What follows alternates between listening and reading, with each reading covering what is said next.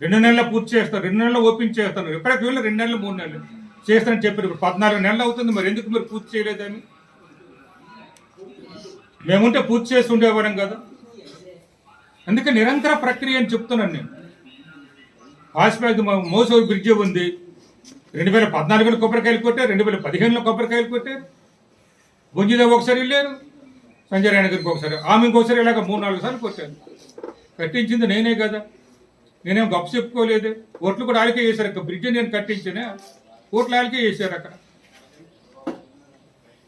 అలాగే కందులపదం బ్రిడ్జి కొబ్బరికాయలు ఎన్నిసార్లు కొట్టారు వాళ్ళు. కట్టించింది నేనే కదా, నేనేం గొప్ప ఏం చెప్పుకోలేదు. అసలు నిరంతర ప్రక్రియ ప్రభుత్వం అనేది. నేనే కేసాను, ఆయన ఏమి చేయలేని చెప్పడం సిగ్గు చేయటం అనమాట. ఇలా చెప్పుకోవడం నేను ఎప్పుడు అలా చెప్పుకోలేదు. అసలు 4 సార్లు ఎమ్మెల్యే కొని నేను ఎప్పుడు చెప్పలేదు. ప్రజలకు ఏం చేయాలి, మేలు చేయాలని ఆలోచించాను తప్ప నేనే చేశాను, నేనే చెప్పానని గొప్పలు చెప్పుకోవడం నాకు చేత లేదు, చెప్పలేదు కూడా లేదు. ఇక